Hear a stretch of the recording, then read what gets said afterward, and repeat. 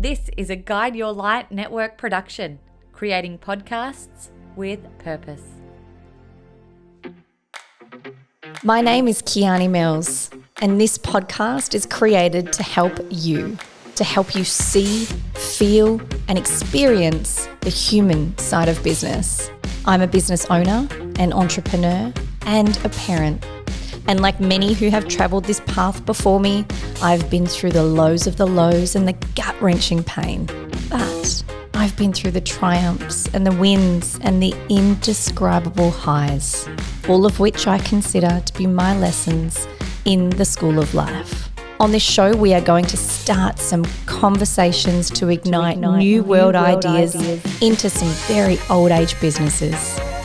So if you're a leader, a business mind, or an entrepreneur, get ready to think, act, and feel differently so that we can all reach a new level of business success together. So, what are you waiting for?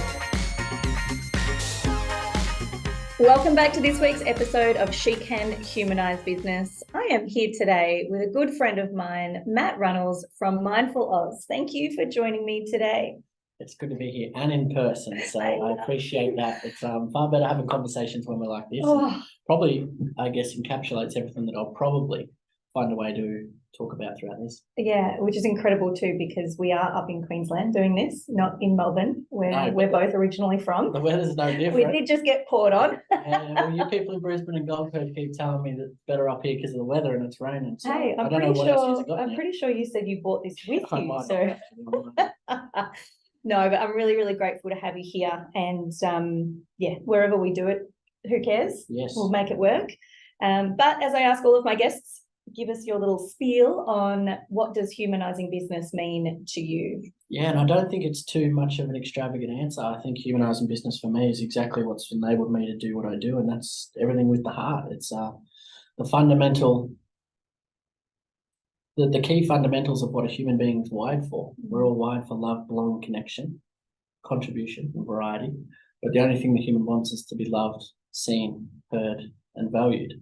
So I guess when I think about humanising business, I think about that. I think about everything that I do is led by the heart, and everything's led by the essentials of making sure that everybody in my business and outside of my business and those that I work with, everything's done from a place that provides love, belong, connection, but it also helps people to feel loved, seen, heard, and got. And I think if we start thinking more with our hearts and less with our heads, it's where we find success. You've literally sparked every single minuscule of excitement inside of me right now. Well, I think it's people always ask me, they always say, Matt, how have you been successful? How have you done what you did? Because I was just a plumber, right? And for years I'm like, I don't know, but I do know. There's only 3 things that I've done that have got me to where I've got to, but I've done them with discipline, and that's I've got a good work ethic. I'm authentic as authentic as it gets. I don't have a filter. Yeah. And everything that I do comes from a place of my why. So if you always have those 3 things, I feel like nothing can get in your way. When I first started working in my space that I'm in now in the mental health industry, there was a lot of us advocates that were all on the same path, started at the same time, doing similar work and helping to support each other. There's only one of us left. There's no secret to why I'm still left. I'm deeply connected to why I do the work, but I'm also don't start anything with the interest of, or I guess I don't start anything with the intent to be half-assed. Everything's got to be done right. So work ethic and passion, and you don't take no for an answer. Find other ways to do it. So, and I think that's what you got to do when you're a plumber working in a field that's not yours. You got to find other ways to make it happen. And there's a lot of plumbers out there. There is, and it's a shit of a job. But pardon the pun. Yeah, literally. I'm playing in shit in a different way these days. Human shit. Yes, people's human shit. But no, I think that was what it was always like for me. You're stepping into plumbing after finishing school and then dropping plumbing after being qualified in that to go and work in the mental health industry. I didn't have qualifications. All I did was have a deeply rooted connection to people and wanting to see something different for them. And I think when people feel that, or when people any person that I work with always says the same things. There's themes in it. They're always like, we can feel the passion ooze out of you. And not one person has ever asked me how qualified I am. Yeah. That's because they know I genuinely care. And I think that there's a lot of people, not only in my industry, which sucks, that don't, but they're not connected to the cause like I am. And I think that that's why I never take no for an answer. But I think it's why I work the way I do in trying to make people feel seen, heard, and got, no matter if they're business partners, referrals, resources, printing supplies. It doesn't matter. You make people feel like that, they'll work with you. And if you make people feel like that, they feel compelled to do more for you. But if you only come at something with the interest of how can I leverage myself, how can I be better, how can I make this work for me and not them, and you don't have that shared value experience, and I learnt that.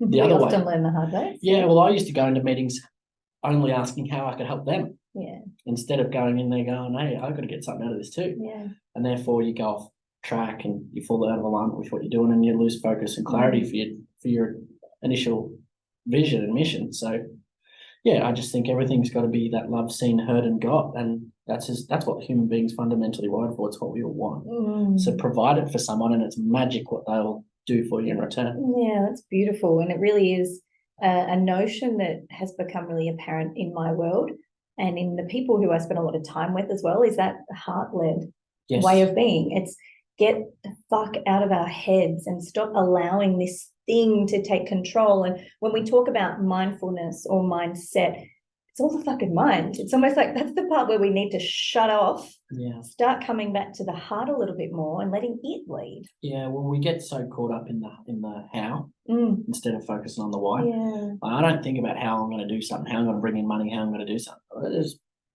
I just know why I'm going to do it. And when I know deeply why I'm connected to what I'm about to do, there ain't nobody in my way. As I said, I'll find other ways to make it happen. And the people who reject the things that I'm coming at them with are not my people. Yeah, correct. And I don't mean that in criticism. I know there's things and barriers that get in the way of different people, but they're not my people in that moment of time. So, reason, season, or a lifetime, hey? Yes, that's it. So yeah, it's just everything's hard. Everything's hard. Yeah. I've always said that, and like I said before, we went on, hit the button to go live. It's one of my mentors, Heather Yelland, always said to me, Matt, when your why is compelling enough, nothing is impossible. And I truly believe that. I'm just a plumber that decided to try to make a difference because I was sick of sitting up the back of funerals. And 9 years later, we're the largest provider of mental health education, at least in Victoria, if not the country. Yeah, it's incredible. And for those of you who are listening, an incredible book around the why, Simon Sinek's book, It All Starts With Why, very good book. Is an incredible and compelling book to really highlight how important it is to put the why before the how and the what.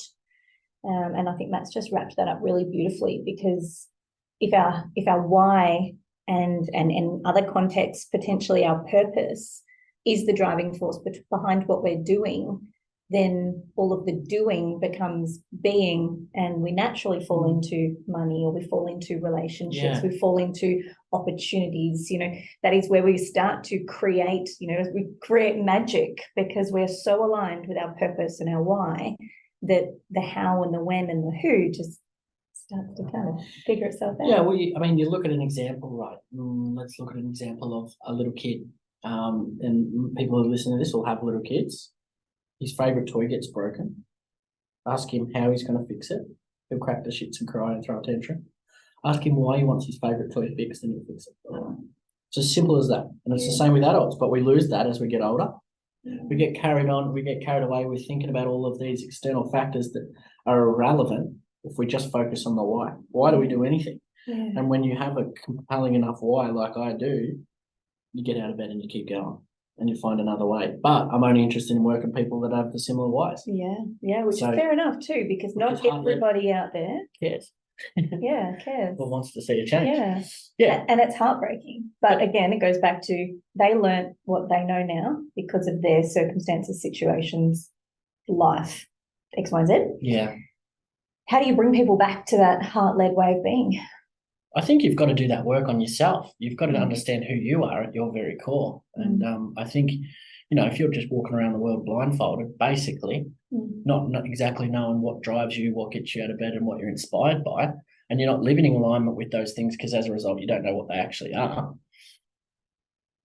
Very hard thing to come back to. I mean, and especially those that are out there looking for someone else to do it for them, which I feel you may have experienced this. Oh yeah, every day, every day, thousands upon thousands of people. It's a big thing to carry, right? Yeah, well, everybody's. I mean, we're human beings, not human doings, and we're wired for connection. Yes, I think at the moment a lot of people that are just caught up in the overwhelm of life that they forget what's important to them, and that's their values. And if you're just caught up problem solving, fixing, etc., with anything that you do in life, well, then you're always going to fall off track and be overwhelmed by it, and you don't think with clarity and focus either. So, back to presence, back to being knowing who we are, and doing that dirty and ugly work on ourselves to understand exactly why I do anything in life. But to also never sway from that, which is probably the toughest part, is that we are good people with big hearts, and so we want to help everyone. We want to do everything for everyone, but it's important to understand, these are my goals. Does this decision I make right now help me achieve any of those? No. Is it a priority then? Not right now. And remembering too, there's only one of us. Yes. There's only one of us, so we need to look after that and nurture this to be able to be what others need us to be. And that comes back to that heart-led business model. It's even having staff and things like that. It's so many places I walk into every single day and ask them what their values are, and not one organisation I go into values fun. Well, what's the fucking point of getting out of bed if you're not enjoying it? Bloody corporates. Yeah, but a lot of them have changed it since I've been in there because it's important, and like a lot of them are driven by KPIs and dollar signs. And as I was saying to you before, if we are not driven by KPIs and dollar signs, well, then we'll stumble upon money. If we're connected to our why and we're living in alignment. But if we're only focused on that things, it's where we see overwhelm, stress, burnout, pressure that doesn't need to exist. If we look after our staff, and we've got happy staff, and we've got people that we put well-being as a priority within our workplace, well then a happy worker is a dangerous worker. Yeah, absolutely. Get shit done. I totally agree. And I was having this conversation with a girlfriend last night. She's in a business masterclass, and they were all asked the question, what's the biggest problem in your business? And 90% of the room said, my staff, my team, the people. And she looked at me and she said, what would you say to that? And I said, well, the biggest problem in that business is the leader. Yeah.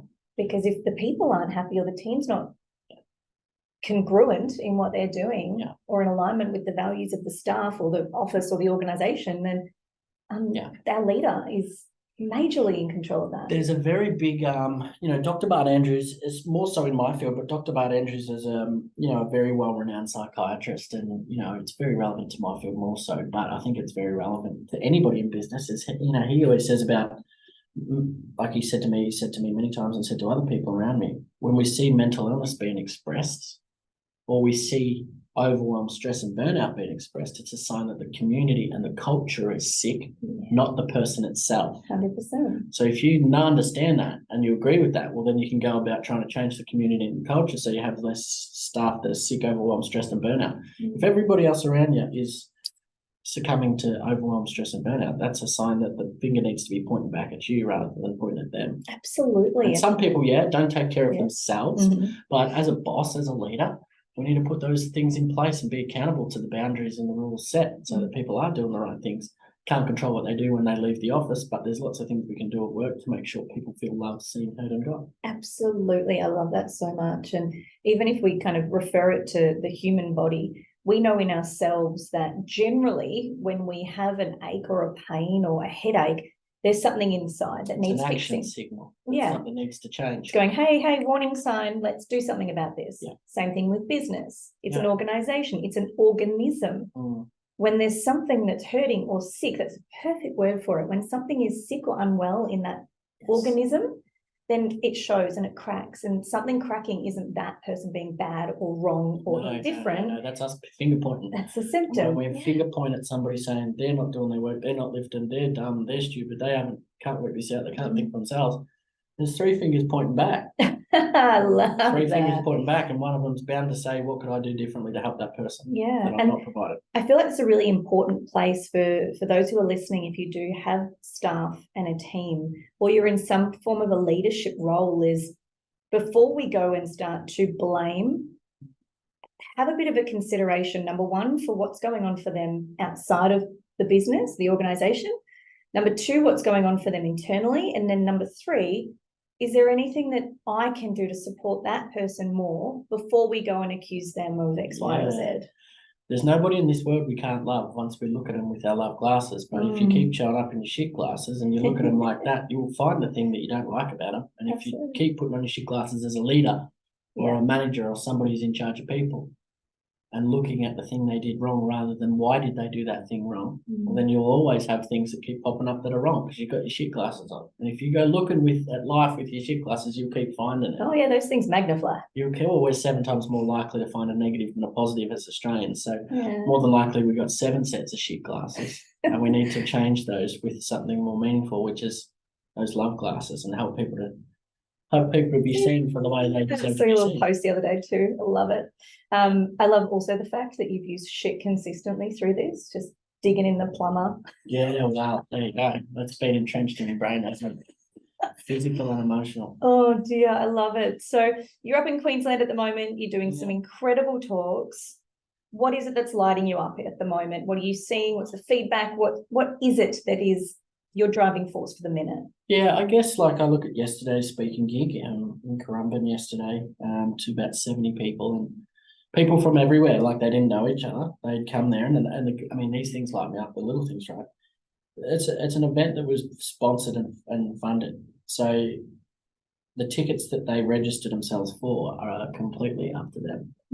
There's nothing better than working having people in front of me that want to be there. And that aren't ticking the box. I think where I get most my exhaustion from is doing this intensive work on people who rather show up with their shit glasses on, looking at me going, what can this guy teach me when I don't need this and I'm healthy and my staff are good? Yeah, I've heard it all before from the front of the room. I'll show you how many of your staff members are sick and give you half an hour.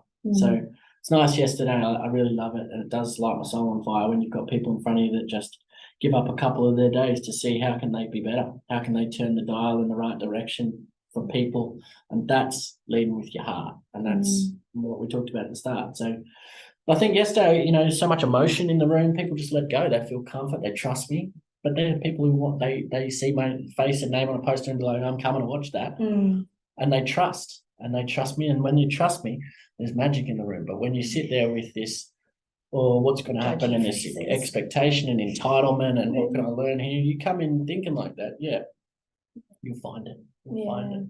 And it makes it a lot harder for me as a facilitator to bring the magic to the room when I've got people kicking back off it. Yeah, absolutely. Which is another good one for business. We're only as good as our weakest links. Yeah, 100%. But you're right, there's definitely something in that self-investment.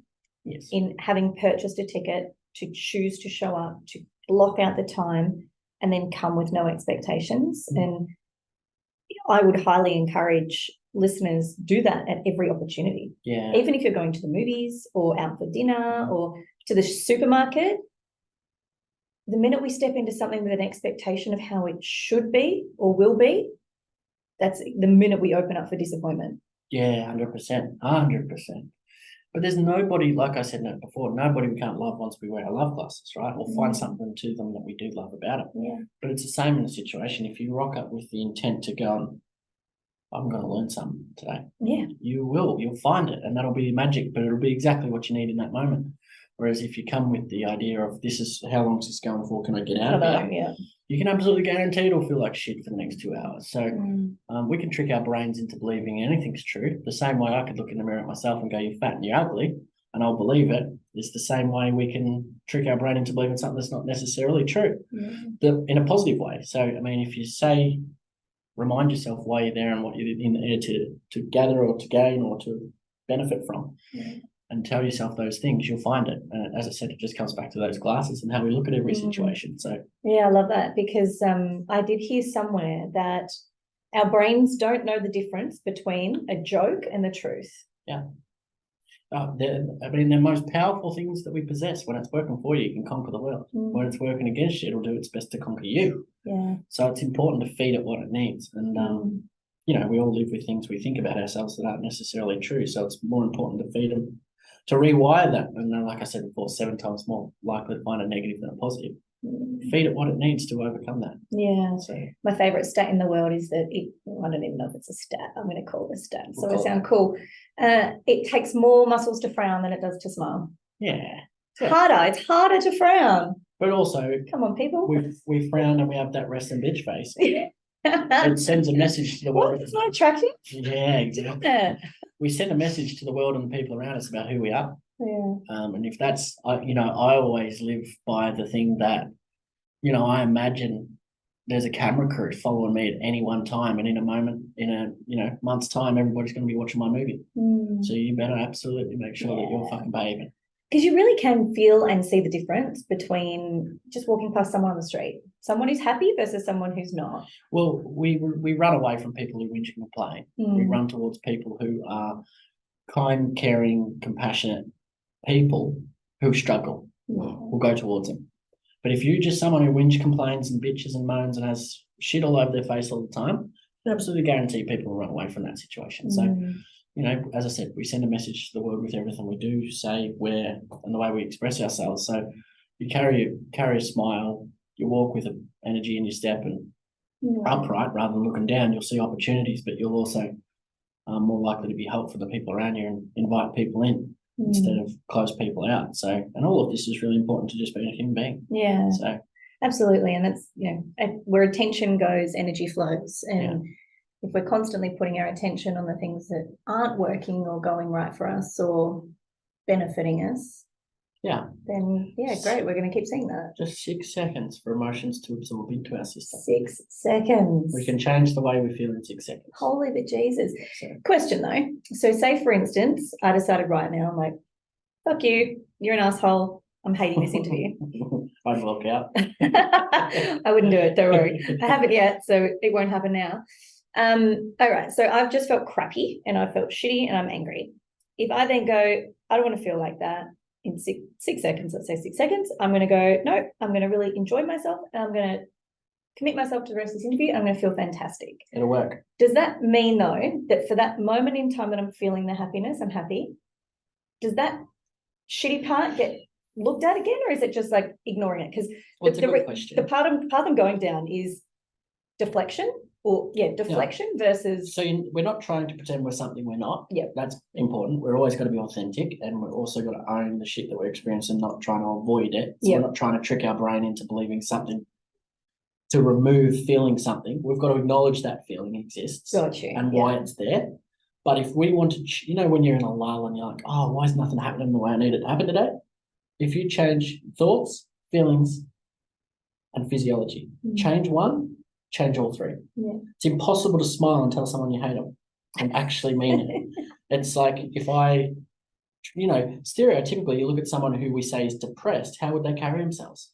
Looking down at the ground, slouched, not interested. And then you look at someone who we stereotypically say is happy, and that's not always, it's a stereotype. But if you are slumped over and not carrying yourself with energy and bounce, you put that energy out to other people, but also you're only looking at your feet. You won't find anything there. And you won't find anything there that's going to help you get back up again. So you change your state, like it's same, I talk about the kids in the classroom or people at work. I guess it works both ways. If you're slouched down at your desk, posture's shit, you're telling your brain you're not interested in being there. You're sitting upright with intent. You'll change one and you'll change all three. You'll change your physiology, which is your positioning. You sit up straight and trick your brain into believing, oh shit, I'm excited to be here. You'll change your emotions and your thoughts. And so it's so simple, but we overcomplicate it and have done for many years. Yeah, we make things hard. But it doesn't mean I don't do it. I mean, I still crack the shits all the time and carry myself like that for days on end. Yeah, I mean, look, we're humans. Like I had a situation recently where we lost a really dear friend. She was only 12 and she passed away of cancer, and that was heartbreaking. And I have not felt grief in my whole life like the way that I felt grief in that situation. And for 2 weeks, I just couldn't get out of it. I couldn't control the crying. It would come up out of nowhere. And obviously I've got 2 kids as well who were grieving in their own ways because this is their friend. And, it all has its own relevancy. And it took me the moment of being like, okay, I'm experiencing grief for this situation, but I'm probably feeling grief from all the other situations that I haven't allowed myself to feel in the past. So I'm going to feel it. I'm not going to get stuck in it, but I'm going to feel it. And the feeling of it was so heavy. Yeah. And it was so exhausting. And posture, the thoughts that came into my mind, and I just observed and really realized, I'm like, fuck, I totally now understand how people who do go through grief situations can get stuck in it. Yeah, we do. And that gave me a whole new appreciation for that. And it wasn't until we kind of went through the funeral and did all those kinds of things, had a trip down to Melbourne, came back and started to be able to see the positives and see the, yes, it's a horrible thing that's happened, but it is also, we are left with blessings here. Yeah. And a mentor of mine actually said to me, I was crying and I couldn't stop crying. And he's like, stand tall, stand stolid, feet parted, straight back, arms by your side. And he goes, look up.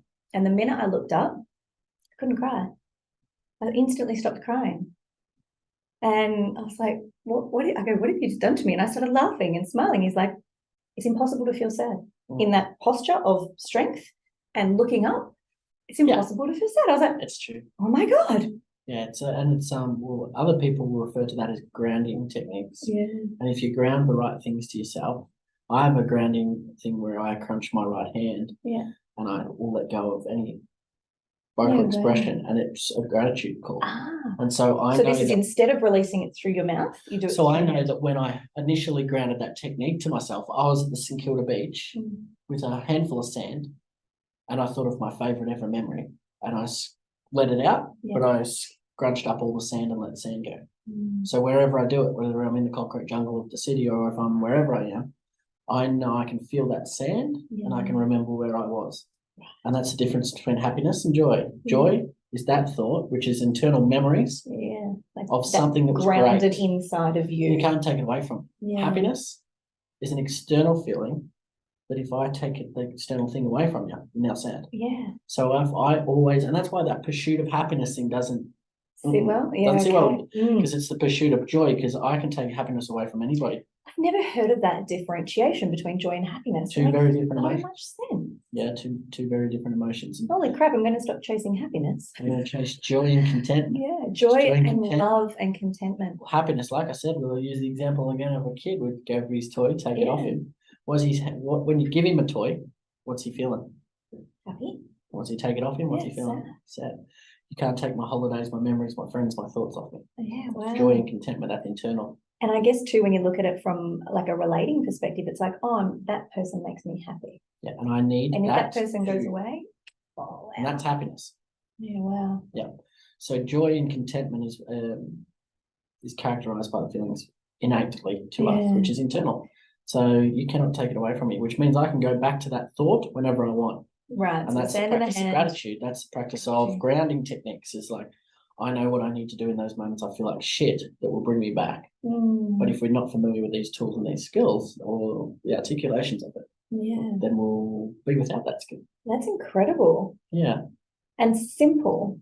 Something that I remember doing that sand thing, and I put my arm straight out in front of me and I did a circle. So this is my circle. This is my bubble now. Yeah. So when I do it now, I'm like, nobody can come in here and change the way I feel. This is my joy bubble. Well, our feelings are innate anyway. So there's a good message in that too. It's like no one or no thing can put a feeling inside of me. It's up to me. So it doesn't matter what you say about me, what you think about me. I couldn't give a shit because you can't put feelings and thoughts in me. Only I can put thoughts and feelings in myself. Yeah. Therefore, I'm in control. Nobody can make me feel any other way.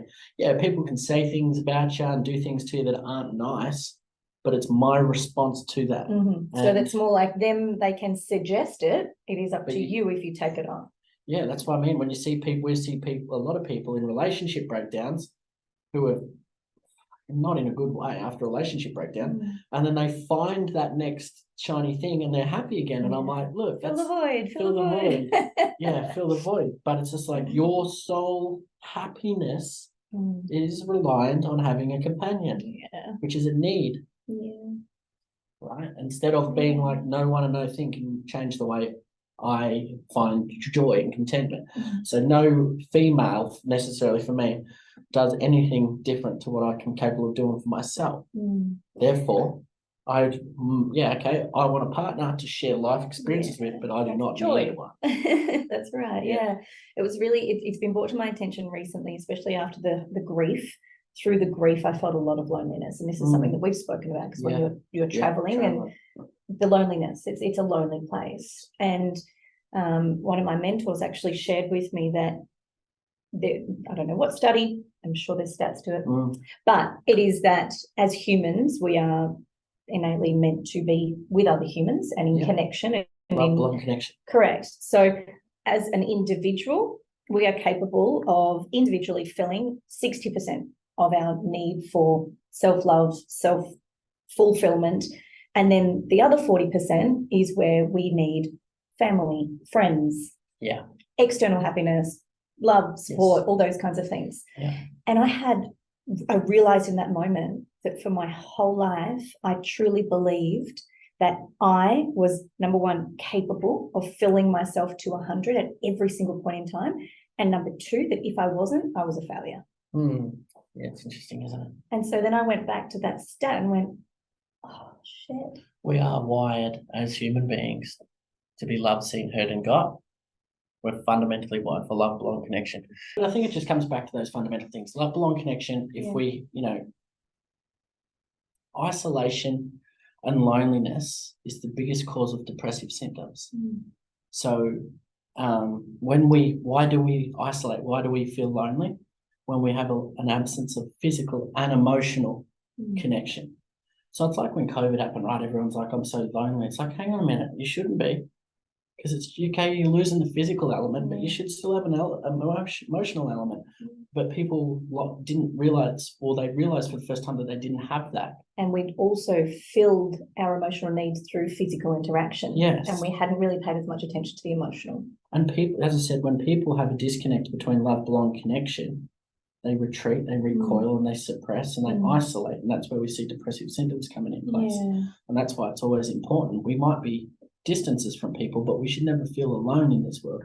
But if people feel lonely in this world, it is absolutely critical and important that we don't sit on that thought, that we do something about it with what we know about making people feel loved, seen, heard, and got, to not make them feel like that in that moment of time. Absolutely. And internally, for someone like myself who said last night that on the road I feel lonely, it is important that I don't do nothing with that thought in that moment of time. Because if you sit on that thought, it brings into those depressive symptoms.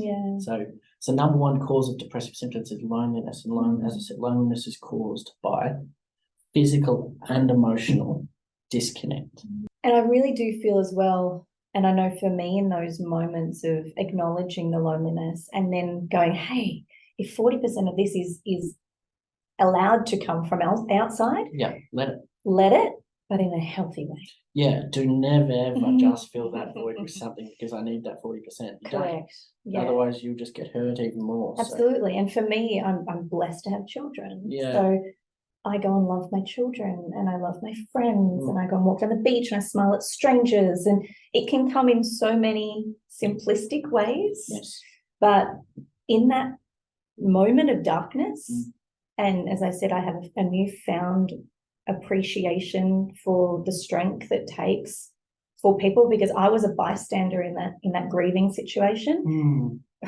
To be the mother, the father, the sisters, the family, immediate family. My gosh, my heart opened bigger than it's ever opened, because I experienced a minute version of that in my own little way. In my experiences of loss, when we see a family who's lost somebody close to them, a daughter or a son or whatever it is, the worst part is we go into our own emotional bubble and get scared of saying the wrong and right thing, and so we avoid the family. And that sucks. That family just wants things to be as normal as possible, and yet they walk down the street and people cross the other side just so they don't have to have that difficult conversation after loss, which makes them feel even more lonely in this world of bereavement and grief and loss. And I feel it's similar as well if someone's going through a hard time and they do finally open up to someone, and that person just starts to try and tell them how to fix it. Yeah. Whereas Wow. this person's like, oh my goodness, My number one. I just want to be heard. Just listen to me. Yeah. Well, what part of? Well, the easiest way to explain that, not one, and I've met some people, 3.5 million people around the world now, you know. Just a couple. Yeah, I've met a few, I've seen some things that other people have not seen, and heard some stories that people have not told. We're not broken machines that need fixing. This comes from Johan Hari, who's brilliant as well. Lost Connections, Stolen Focus, 2 good books. We're not broken machines that need fixing. Not one part of, we're human beings that need our emotional needs met. So not one part of our emotional needs as a human being is talk over the top of somebody, fix their problems, heal them, etc., etc. It's loved, seen, heard, God. That's emotional needs. That's what a human being is wired for. Every single person on the planet. Therefore, when somebody's going through something, we know we're all as qualified as one another to provide it. We don't need to fix, heal, problem solve. Let people get shit up off their chest and feel love, belonging, and connection. But if we always sit in there with intent to try and end the conversation, give comparisons, advice, answers, encouragement, every time you speak, they're not. And so when they're not speaking, you're not learning about them. You're not learning about them. You've got nothing in your repertoire or skill set there to be able to provide or to support them with, because you don't know nothing about them, because you've spent the whole time giving them everything that you think they need. You haven't even stopped to understand them in that situation. And for a lot of people in that moment of vulnerability and sharing, let them get it out. Yes, the more we listen, the more we learn about them. The more we learn about them, the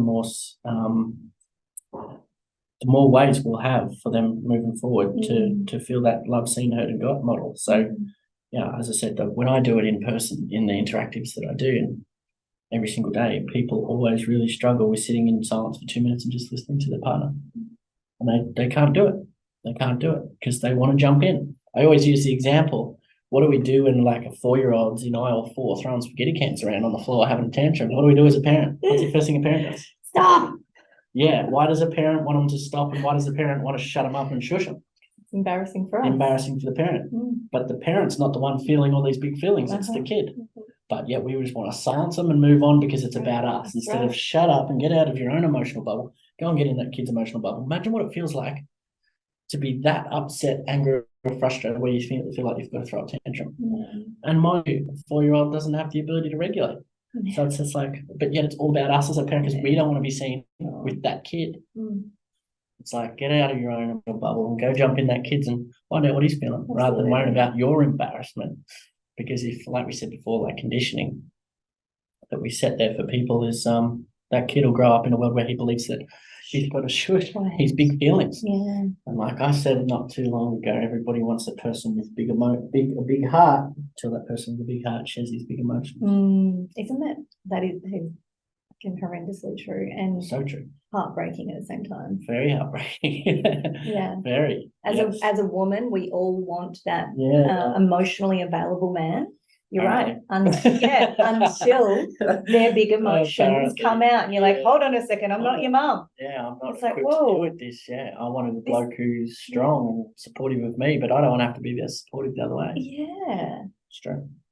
And this is the society that we create. Well, we haven't. I'm going to blame it on our past generations. That has been created for us. We're feeding into it. Yeah, we are. But again, I really do feel, and I don't know if this was off the back of COVID, of us acknowledging that maybe we are lacking in our emotional connection, and we're so forward thinking with our heads on our physical connection that there has been a big push towards being more mindful, allowing our men to have a voice, to supporting the men through healing wounds that have been passed on through generation and generation, because I really do believe that, you know, men in there and that warrior and that provider and that, you know, must go to work and must bring home the money and must not show emotions and must not, you know, do anything except provide for the family. We've gone past that and out of that. But there's not really been all that much support for that. No, where there's some things traditionally that we want to hold on to. You can't have one or the other. You want men to move in a new way of new masculinity, well then support new values Yeah. rather than traditional ones. Well, correct. And then we've seen the feminism. A good guy or a real guy? Take your Okay. pick. Yeah. I'll show you what a good guy looks like.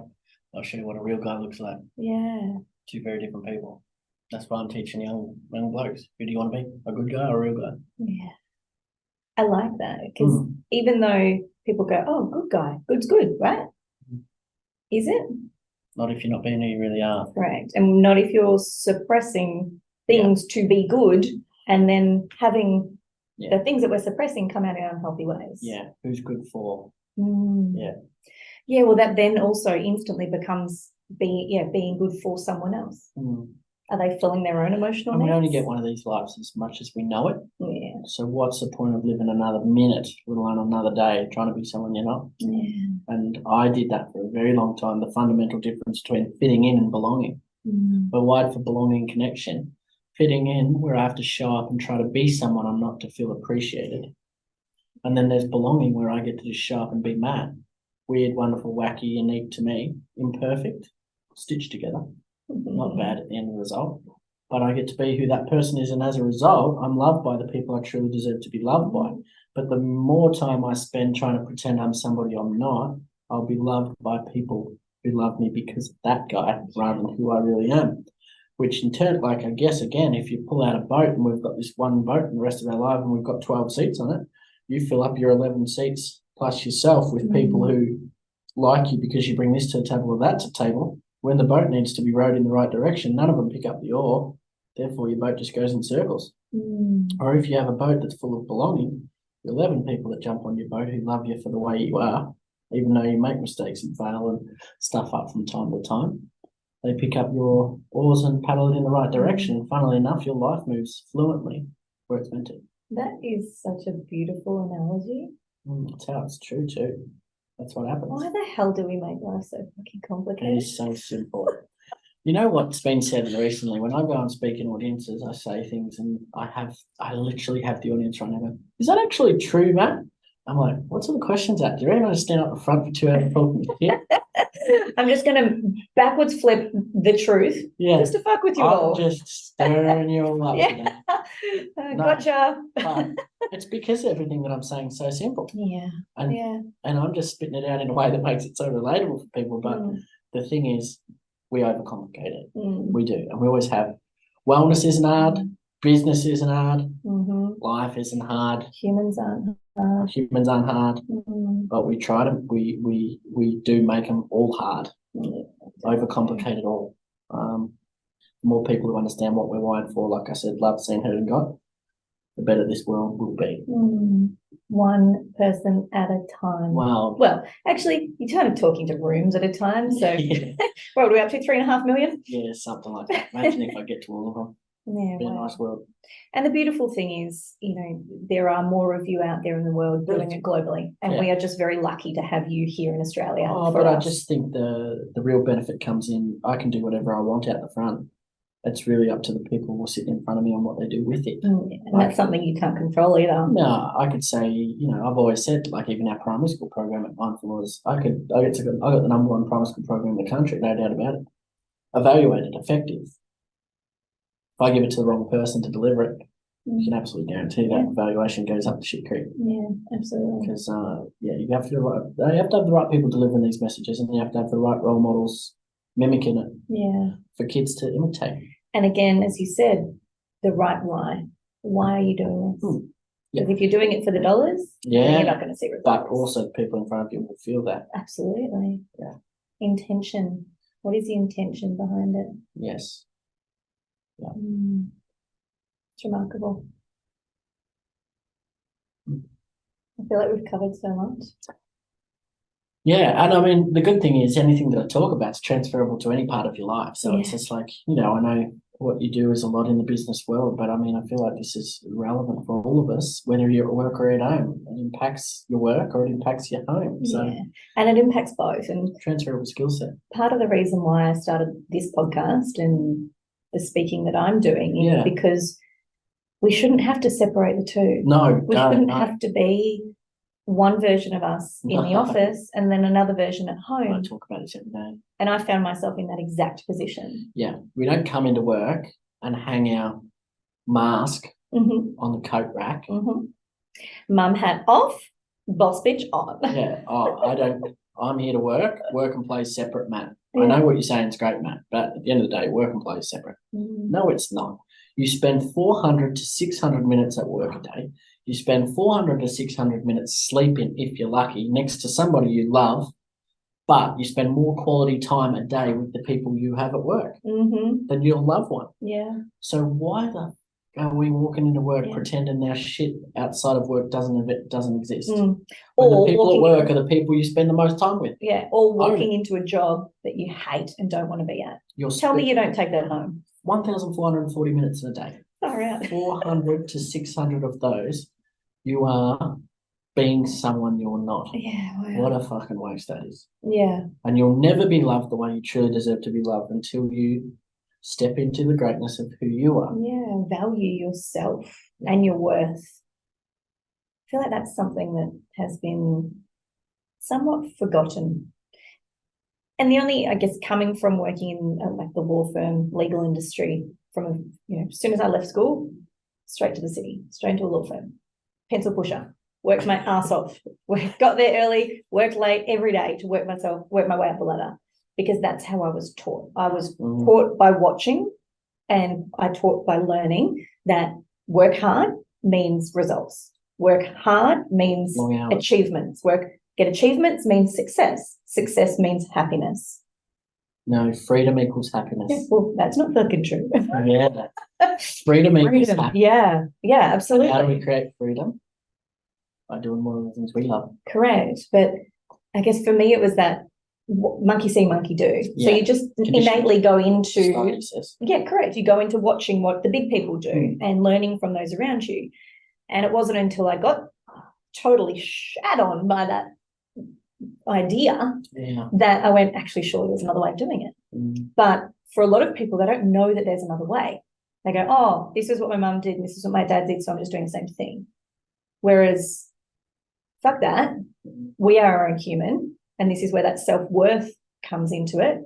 What do you truly believe that you are worthy of? Yeah, and I mean, we'll never get to the crux of those answers unless we do the work on ourselves. Correct. And you have to do the work on yourself. I just so many people. I can't have conversations with people that haven't, because I just feel like I'm talking to someone. And that sounds very shit by me, but it's true. Unless you've done the work on yourself and you can articulate yourself and you're self-aware, it's very hard to have a conversation with somebody who hasn't. No, correct. Or at least be willing. Coming out of their mouth are so easy to see what you need to change, but you can't see that because you've never done the work. Yeah. We are just, as I said, 1,440 minutes in a day, 50,000 to 70,000 thoughts a day with technology. 5,000 to 70,000 it used to be, right? The latest research really hasn't come about just yet, but that's a lot of thoughts a day. 91% of what we think about today is the same again tomorrow. Yeah. So if you're just sitting there trying to spin the wheels and 9 to 5 and life sucks and mundane and mediocrity, guess what? You're going to bed with tonight in your hands. Shit. With your shit glasses on in your shit job. Yeah, you go to bed with shit in your hands tonight because today was shit. Guess what you're waking up with tomorrow? Eat all over you. So that's a horrible analogy, but it's true. If today is something that's happened to you that's shit or it pisses you off or you're uncomfortable with or causes you pain or discomfort, what is it there for? What's it trying to teach me? How can I grow from it? How can I learn from it? Can I accept it? Can I remove it? Who caused it? Where was I? Thought done.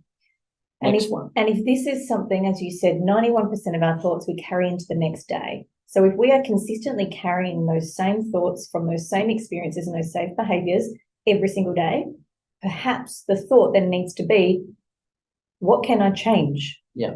Because no one else is going to change it for you. And by doing nothing changes. Insanity, doing the same thing over and over again and expecting a different result. Yet we're so complacent and okay with that. Yeah. Well, today's been shit. I'm just going to go to bed and tomorrow will be just a new day. Yep. No, it's not. No, or people go, today's been a shit day. I'm going to drink myself stupid so I don't have to feel it anymore. Yeah.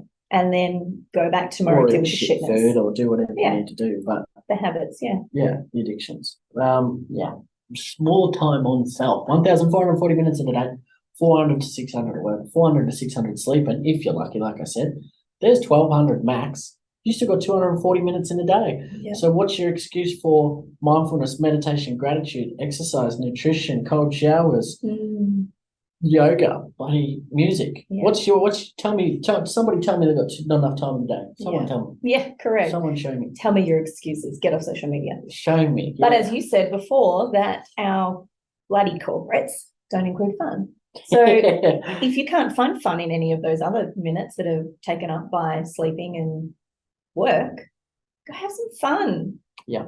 And I think we are moving in the right way there. I think I do go into a lot of corporate places and deliver workshops, and they have different things and initiatives in place for their staff, and it doesn't feel as stringent and tight and boring like it once did, but there's still some places that do. 100%, absolutely. But they'll be the places that have high turnover, and they'll be the places where they turn a blind eye to the challenges and emotions of the people that they have employed, because they don't care about them. They only care about income. Yeah. And then they're the sort of people that tell me that they don't need work like mine because we're all good here. Yeah. And I'll find it in the first 5 minutes I go in there. Yeah. And look, again, I really do feel as though as our generations go on, we are becoming more aware.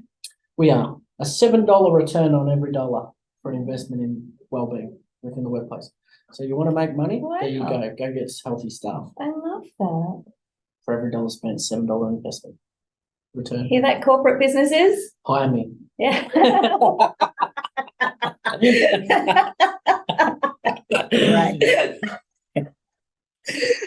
I love that. And then anyway, so also too, you wrote a book. I did. How's the book going? I spoke a book. You spoke a book, right? Okay. I take credit for it all. Okay. Yeah, I did. Tough process. Yeah. I know that I do too many more of them. Maybe because the content in the book was all my story. So of course. I was very fortunate that my story was signed by a publishing house. Fantastic they were in it all. But an exhausting process. Very exhausting process. Yeah. And very scary when your whole life is in a book easily accessible by people to read and to throw shade and judgment at. But in the most part, I don't know that I've had any criticism of the books as yet. I've sold, I don't know, probably close to 5,000 copies. That's incredible. I've only had kind things and great feedback, so it's been good. I probably, again, got in my head thinking of all the things that could go wrong instead of thinking about all the things that could go right. Yeah. So, yeah, it's a nice thing. I finish work of a day and, open up Instagram and somebody else from the other side of the country's read your book and they talk to you about their favourite part, and I enjoy that. Yeah. It reminds me what's in the book because I have no idea. Read it? I have not read the book. Yeah, right, okay. Yeah. And we didn't write it from start to finish. Right, okay. Did it in chunks. No, so I had a team working with me, and basically they'd interview me and ask questions and things like that, and I'd spit some things out of my mouth and they'd turn it into words and then they'd send it back to me and I'd play around with it and send it back and back and forth and back and forth. And then 12 months later, it's all put into 4 parts is my book, not even chapters. So I think we did close to 200,000 words. There's only 88,000 in the book. So there's still another book on the floor. So, wow. Yeah. And there's so many things I haven't spoken about, but also I could talk about.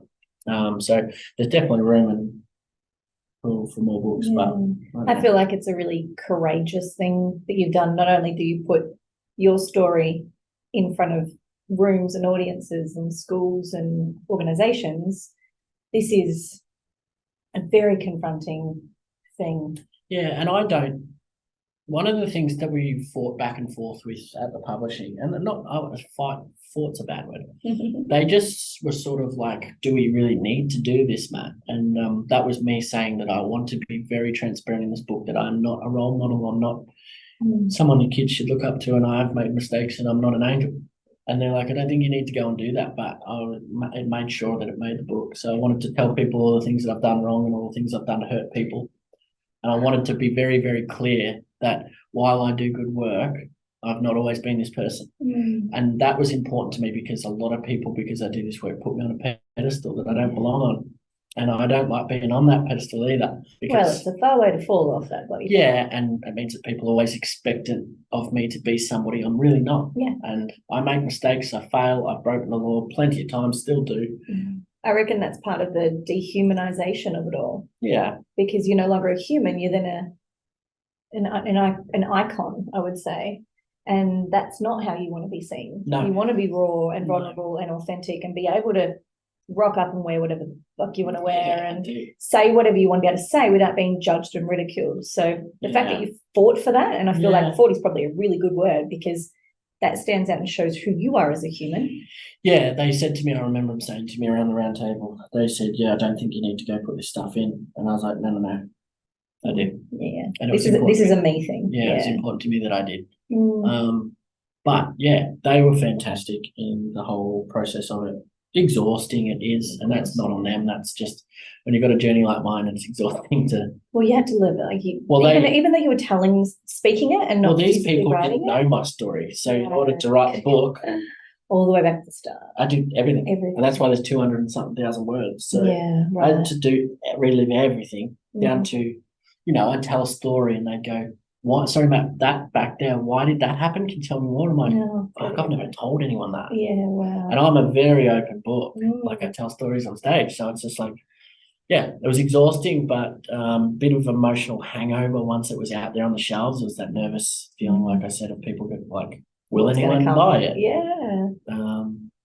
But people are still buying it every week. And But even that, again, comes back to showing the human in you that those concerns were real, because that is our human makeup. We worry, we have fears, we have off days, we have, less than perfect desires sometimes. And that is all part of the human journey, but it's having the toolkit to pull you back and kind of go, hey, back on track. Yeah, back Come on on, track. back we go. Daily for me. Yeah. Daily for me. Yeah. It's just an accumulation of skills and tools that I've learned from people around the world, and I just share it in a relatable way. So nothing I say or do is revolutionary, or nothing I say is often mine. Yeah, unless obviously it's your stories.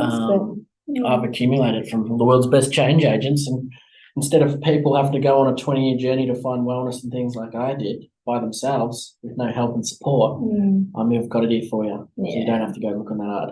So that's all I want to do in this world, is just try to accumulate things to help people out, and I'll say it in a way that makes people go, shit, I get that. Yeah, that makes sense. And Mindfull Aus has been set up to absolutely support all of that as well. Yes, absolutely. Yeah, my Mindfull Aus is just flying and delivering content right across the country, and lots of services and services that are sustainable without me, which is fantastic. And I do believe that charity will be the one that changes all of it. It already has. It's done so much in the short time it's been around. It's been one of the original charities that changed the way that we spoke about suicide. When I spoke about suicide, I was banished. And I stuck to my guns. I said, I'm going to talk about suicide. This is when no one was. Suicide was a dirty word. And I spoke about suicide, and they're like, we don't do that here. And I was like, well, I do it, so I'm going to go start Mindfull Aus. And I started Mindfull Aus because charities didn't want me talking about suicide. Now fucking look. Who was the guy that did it? Who was the guy that, went against the grain and did it anyway. Took all the trees. And I guess that just brings it back to, that is the why. Yeah. That is the why. And you're so adamant that your purpose and your why was aligned that you went against. Well, I just knew as someone who struggled, like, how the fuck can you just get up here and start talking about this shit without and tiptoe around the truth? Yeah. The only thing that people want, I put Facebook statuses up and I talk about my loss and talk about attempts and things like that, and it was, my Facebook would blow up, and then I'd put something up that was positive about, meditation, and no one would like it. And I'm like, these guys want to hear about it. They feel deeply connected to this because nobody's talking about it. That's right. So I just said that I'm going to stick to what I know works, and I do it. And, no one will ever be able to sit back and go, Matt Runnalls was the one that started talking about suicide before the rest of us did. And that doesn't worry me in the slightest, but there was a handful of us that did it before everybody else did. And this is 8-9 years ago. And to think that only 8-9 years ago suicide was not mentioned. And now we do. Well, it's a great revolution towards the right way of doing things. And anyone out there who is struggling or knows someone that is, please reach out to Mindfull Aus directly. They have the staff, the support, they have all of the internal resources. That's the word. Yeah. To support anyone. And the beautiful thing as well is you're delivering this at schools. Yeah, we're a provider of education. We don't deal in the crisis situations, but we work with the people that do. Yeah. And we as I said, we accumulate the skills, the tools, and all the things that need to be shared and said that people don't want to share and say. So we accumulate it, work with great psychologists and professionals in the field to help develop our content and spit it out in a way that makes people go, shit, I get it. Yeah. Rather, no death by PowerPoints Yeah. in Mindfull Aus world. Thank God. But the beauty of it, and I love it, is that the next generation of our school children, We do it differently to us. yeah, They will. well, I really, really, really hope so. No, they will. But they are very lucky to have Mindfull Aus in the universe, and going strong. I think there's lots more to come from Mindfull Aus. Yeah, definitely. The good thing is once I depart, whatever I do next with my journey, that'll still be there when my kids are there and when my kids have kids. And that's a pretty cool thing to know and to understand that we're sustainable now without me. And the team there do a fantastic amount of work, and we have great facilitators, speakers right around the country that tailor everything on outcomes to suit. And it's a great thing for me to be able to sit up the back and watch other people do what they do, knowing it's not me. Yeah, sharing the gift. It's a beautiful thing. Yeah. Well, Kevin Hines gave me that gift to start my career, and I just want to be able to do that for other people, because it's never been about me or my story. I'd love to not have ever done it. I wish someone had told me what I was getting myself in for. But the good thing is I can help people coming up that want to do this work to understand that, but also help them to avoid the things that I bumped into along the way. And I think that that's the purpose of life, really. And going back to bookend what we're saying at the start, is humanising business is to help people to understand the red flags and the barriers and the obstacles that are up ahead that you've faced, so that other people don't have to face them, or as harshly as what we had to. So what we don't share with somebody is just a waste. What we keep to ourselves is a waste. Yeah. And won't turn the world in the right direction. Oh, amazing. Yeah. That was I feel like that's the perfect place to wrap it up. That was incredible. Thank you so much for joining us. I'm sure everybody took millions of things out of that. Human beings, not human doing. Stop doing, just be. Yeah, I love that. Well, thank you for joining us. Thank you so much. It's been beautiful to spend some time with you. For those of you who are wanting to connect with Mindfull Aus, please do so. Social platforms all over the shop. We'll share all of Matt's details when we launch the episode. But thank you for tuning in again. This is the She Can Humanise Business podcast. See, there you go, my turn. Yeah, passed it on. Thank you very much. Have a great day, and you'll hear from me next week. Thank you so much for listening to today's episode. I would love to hear your feedback around what resonated and what key lessons and learnings that you took out of today's episode. You can find me on Instagram and on LinkedIn under the She Can Humanise Business podcast or Kiani Mills. I really hope that you were able to see, feel and experience a new way of humanising business.